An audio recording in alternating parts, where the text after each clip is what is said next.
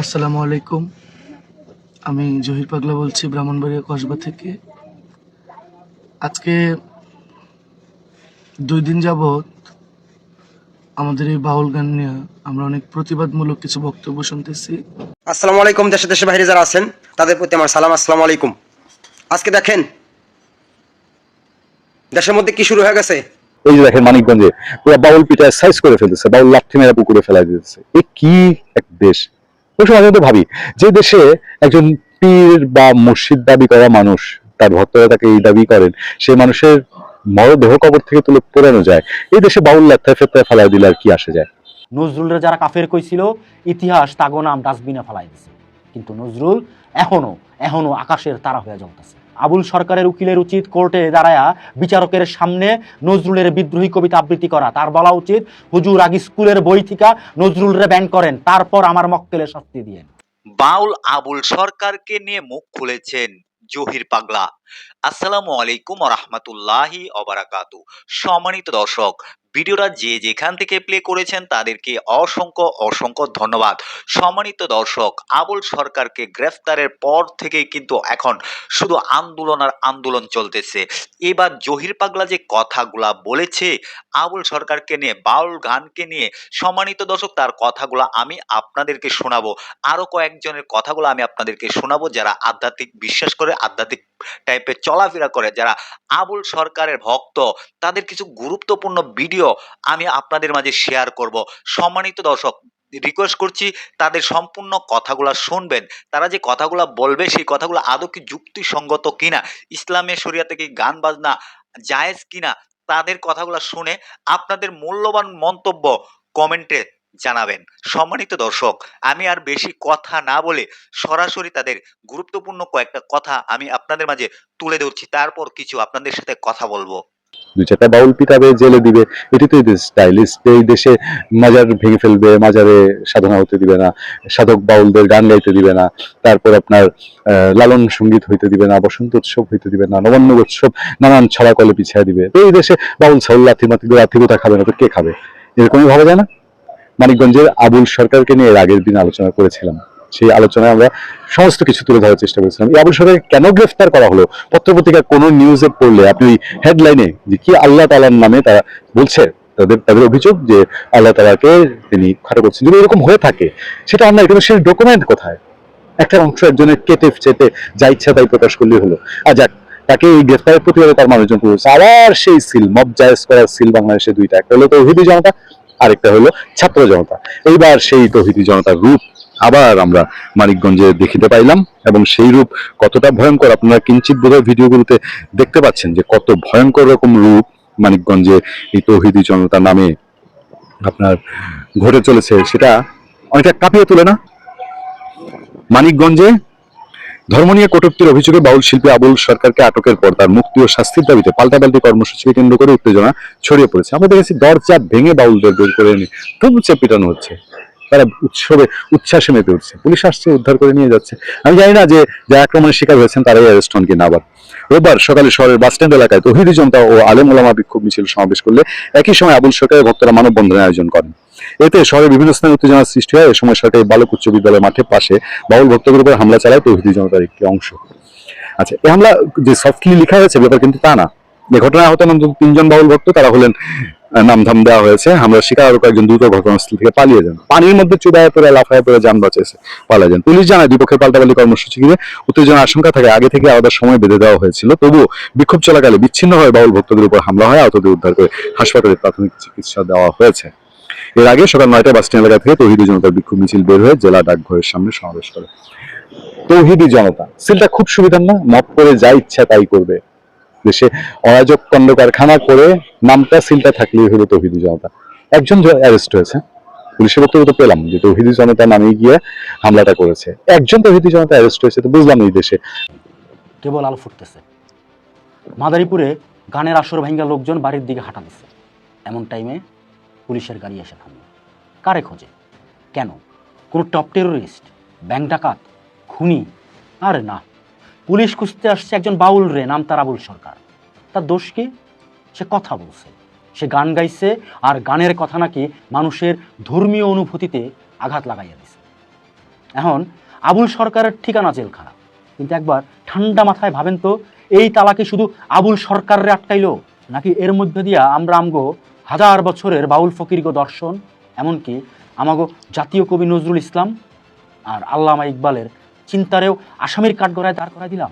আবুল সরকারের নামে মামলা হয়েছে, তিনি নাকি আল্লাহরে নিয়ে উল্টাপাল্টা কথা বলছেন। আচ্ছা চলেন তাইলে ইতিহাসের খাতাটা একটু খুইলা দেখি। আমাগো সকলের প্রিয় কবি কাজী নজরুল ইসলাম যখন লিখছিলেন, আমি বিদ্রোহী ভিগু ভগবান বুকে এঁকে দেই পদচিহ্ন, আমি খেয়ালি বিধির বক্ষ করিব ভিন্ন, তখনকার হুজুররা কি তারে মাফ করে দিছিল? না, ডাইরেক্ট কাফের ফতোয়া দিছিল, কইছিল শয়তানের চালা। কিন্তু নজরুল কি ভয় পাইয়া মাফ চাইছিল? কবিতা বদলাইছিল? কিচ্ছু না। বরং নজরুল আরেক কাঠি বাড়ায় লিখছিলেন, খোদার আসন আরশ ছেদিয়া উঠিয়াছে চির বিস্ময়, আমি বিশ্ববিদাত্রী। এখন চিন্তা করেন তো, আজকের বাংলাদেশের সিনারিও, আজ যদি আবুল সরকার বা অন্য কোনো বাউল লাইভে আইসা বা স্টেজে দাঁড়ায় বলতো, আমি খোদার আরশ ফালা ফালা কইরা উপরে উঠা গেছি, তাইলে তার অবস্থা কি হইতো? ডিবি অফিসে জিজ্ঞাসাবাদের চান্সও পাইতো না, তার আগেই মব জাস্টিস বা গণপিটুনিতে তার খেলা খতম। অথচ এই নজরুলরেই আমরা জাতীয় কবির সম্মান দিছি, তার মাজারে ফুল দেই, কিন্তু তার দর্শন কি মাথায় ঢুকাইতে পারছি? নজরুলের আরশ ভেদ করা মানে আল্লাহরে অস্বীকার করা না, এর মানে হইল মানুষের আত্মার পাওয়ারে স্বীকার করা।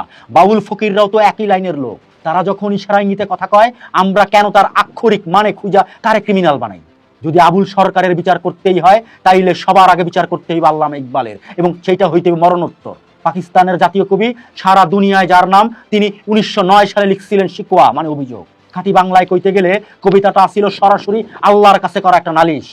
ইকবাল আল্লাহরে প্রশ্ন করতেছেন, কও তো আমরা ছাড়া আর কে তোমার নাম নিছে, কারা তোমার জন্য জান দিছে? আর আইস তুমি আমগো চিনো না?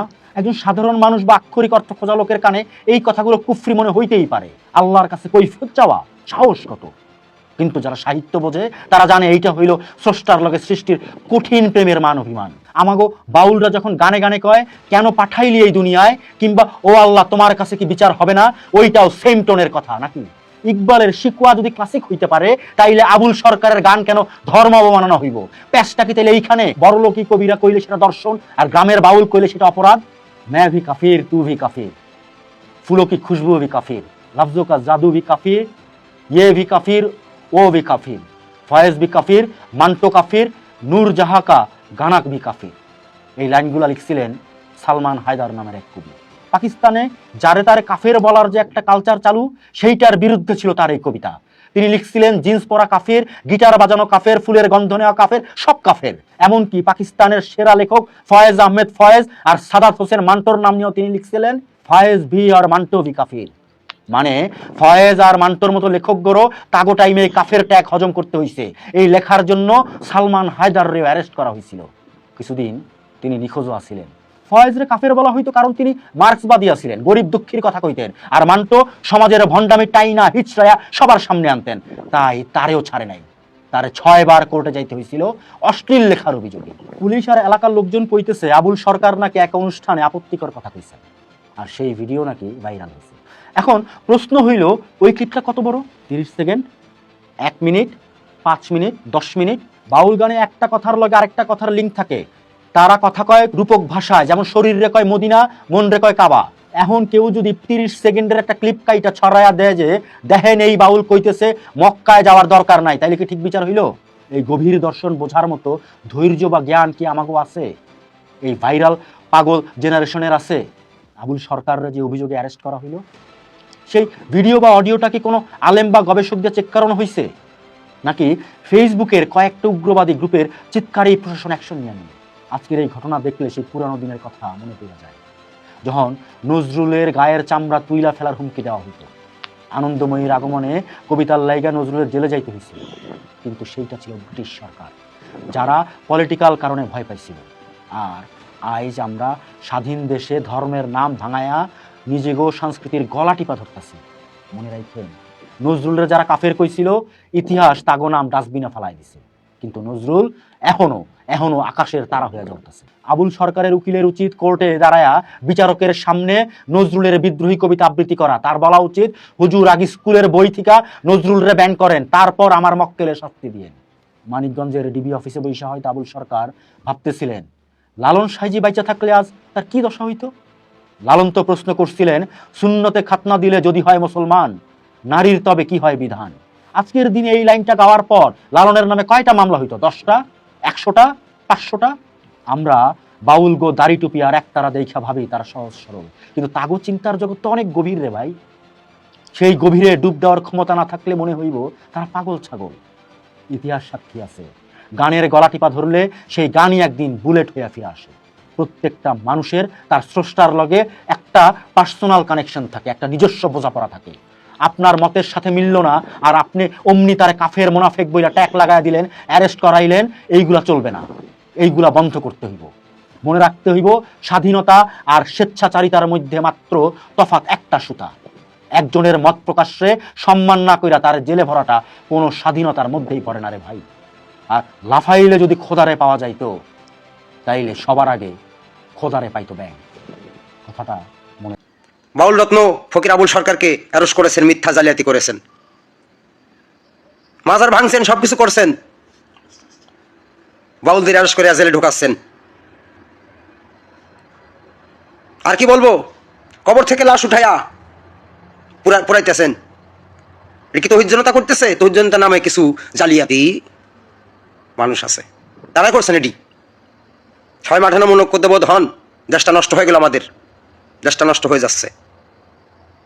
বাউল প্রেমিক, গুরু প্রেমিক, ইসলাম কোত্থেকে পেলাম? ওলিদের কাছ থেকে পেয়েছে ইসলাম। সেই ইসলামকে অবনতি করছে কিছু কিছু তৌহিদ জনতার নামে কিছু কিছু লোক এসে জালিয়াতি শুরু করে দিতেছে এই জগতে। আপনারা সবাই ঐক্যবোধ হন, আসেন আমরা একতা হয়ে কাজ করি। মাজার ভাঙা, কবর থেকে লাশ পোড়ানো, এই কাদের কাজ?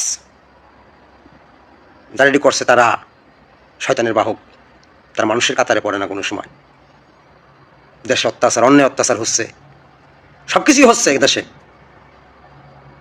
আমি প্রশাসনদের দৃষ্টি আকর্ষণ করে বলবো, আপনাদের প্রতি শ্রদ্ধা করি, সেনাবাহিনী যারা আছেন, পুলিশ প্রশাসন যারা আছেন, আপনাদের প্রতি শ্রদ্ধা করি, আপনারা খুব তাড়াতাড়ি আবুল সরকারকে মুক্ত করে দেবেন, এটুকু আমি আশাবাদ করি। দেশটা নষ্ট হয়ে গেল, সবাই প্রতিবাদ করবো। আমরা সুখে নেই, আমরা শান্তিতে নেই। মানুষ পুরানো, মাজার ভাঙা, এটা কোনো মানুষের কাজ নয়, কোনো মানুষের কাজ হতে পারে না। এটুকুই আপনাদের কাছে আশা, আপনারা সবাই ঐক্যবদ্ধ হয়ে মাঠে নামুন। এই স্বৈরাচার বিরুদ্ধে আপনারা করুন, যুদ্ধ ঘোষণা করুন, জিহাদ করুন। প্রত্যেকটা অলির দরবারে, প্রত্যেকটা বাউলের দরবারে আমার এটুকু চাওয়া পাওয়া, আমরা ক্ষুদ্র মানুষ, গান করে খাই, আল্লাহ রাসূলের নাম বলি, আল্লাহ রাসূলকে ভালোবাসি, নবীকে ভালোবাসি, সবাইকে ভালোবাসি। আমরা কোনো উগ্রপন্থী কথা বলি না, আমরা সঠিক পথে চলতে চাই। আমরা মসজিদ ঘরে যে মারামারি করি না, আমরা ওয়াজে যে মারামারি করি না। ইসলাম, আমরা ইসলাম করি, ইসলাম শান্তি, এই শান্তিটুকু আমরা চাই। এই জমিনের বুকে একই আশাবাদী, সবাই একতা হন, এই স্বৈরাচারের বিরুদ্ধে আমরা লড়ব। ধন্যবাদ সবাইকে, দোয়া করবেন। দেশে দেশে বাইরে আছে সবার প্রতি সাধু গুরুবাদ জানাই, সালাম, আসসালামু আলাইকুম রহমতুল্লাহ বরকাত। প্রসঙ্গ আবুল সরকার ব্যাপার। আবুল সরকার, আবুল সরকারের নিঃস্বার্থ মুক্তি চাই। এই জন্য মুক্তি চাই, যদি কোনো অন্যায় করে থাকে, ভুল করে থাকে, তাহলে অবশ্যই আমরা ভুলের বিচার চাই, বিচার করবেন। কিন্তু এইভাবে মানুষকে অপমান করা, একজন পীর মানুষ, সে কি বলছে, এর চেয়ে খারাপ কথাও বলছে যারা, তাদেরকে কিছু বলা হয় নাই। আরেকটি কথা বলি, সেটা হলো এই, বাংলাদেশে কয়েক লক্ষ বাউল আছে।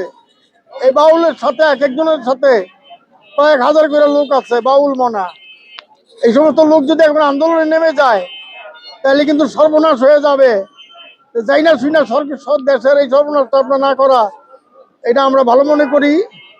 আশা করি আবুল সরকারের নিঃস্বার্থ মুক্তি অচিরেই অচিরেই অচিরেই অচিরেই অচিরেই হইতে হবে। আবুল সরকারের মুক্তি চাই, কারণ আবুল সরকার একজন ভালো লোক।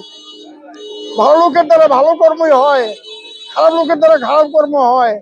আবুল সরকারের দ্বারা ভালো কর্ম ছাড়া খারাপ কর্ম হবে না, এটা আমার বিশ্বাস। ধন্যবাদ সবাইকে। যারা বক্তব্য দিতেছেন তারা আমাদের বাউল জগতের কর্ণধার, আমাদের অভিভাবক, এগুলো আসলে দরকার ছিল। ভাই উঠা বসেন। এই প্রতিবাদগুলো আমাদের দরকার ছিল। আস্তে আস্তে সবাই এইভাবে প্রতিবাদ করতে হবে। এটা করার আগে আমার একটা কথা কি, আমি মুরব্বীদেরকে বা আমার যারা সিনিয়র আছেন, আমি সম্মানের সাথে বলবো যে বাংলাদেশের 64 জেলায় যে অপসংস্কৃতি চলতেছে, এইটা এটার দিকে আমরা একটু পরে তাকাই। আপনারা দয়া করে আগে মিরপুরটাকে পরিষ্কার করেন। কারণ বাংলাদেশ জাতীয় বাউল সমিতি যেখানে, বাংলাদেশ বাউল সমিতি যেখানে শিল্পীরা যে পরিচয়টা গর্বের সাথে দেয় যে বাবা হযরত শাহ আলী বুগদাদি রহমতুল্লাহের দরবার আমাদের আশ্রয় কেন্দ্র, এই মিরপুরে বাবা শাহ আলীর ওরসে দেখা যায় যে শাহ আলীর বাবার আঙ্গিনায় কি পরিমাণ মানে গানের নামে অত্যাচার চলে। আপনারা আগে মিরপুরটা পরিষ্কার করেন, মিরপুরটারে সংশোধন করেন। মিরপুরটারে যদি দয়া করে পরিষ্কার করতে পারেন, আমার বিশ্বাস বাকিরা আস্তে আস্তে হেদায়েত হয়ে যাব। তো আমাদের তো এখন আমরা মিরপুরটাকেই সুস্থ পাই না, মিরপুরটা পুরাই অসুস্থ। তা আমার কথাটা আসলে কেউ কিভাবে নেবেন আমি জানি না, যে যেভাবেই নেন। আমার মনে হয়েছে যে যেখানে বাউলদের আখড়া, যেখানে বাউলদের মিলন মেলা, ওই জায়গাটা আমাদের আগে পরিশুদ্ধ হওয়া দরকার। তো আমরা চেষ্টা করব সবাই যার যার জায়গা থেকে প্রতিবাদ করার জন্য, আমাদের নিজস্ব যে সত্তাটা এটা ধরার জন্য। আমি বিশ্বাস করি আগামীর বাউল সম্প্রদায়, আগামীর বাউল সমাজ পরিবর্তনশীল হবে, ভালো হবে। সবাই ভালো থাকবেন। আসসালামু আলাইকুম। সম্মানিত দর্শক, এই যে তাদের কথাগুলা শুনেছেন, তারা যে কথাগুলা বলেছে যুক্তি দিয়ে, আদৌ কি আবুল সরকার যে কথাগুলা বলেছে আল্লাহকে নিয়ে, এই কথাটা কি আধ্যাত্মিক টাইপের?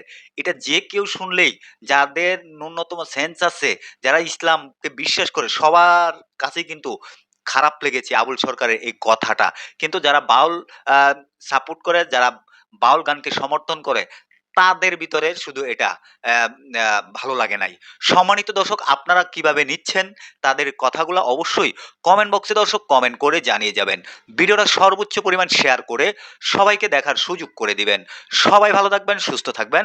পরবর্তী কোনো একটা ভিডিওতে আপনাদের সাথে দেখা হবে। আসসালামু আলাইকুম।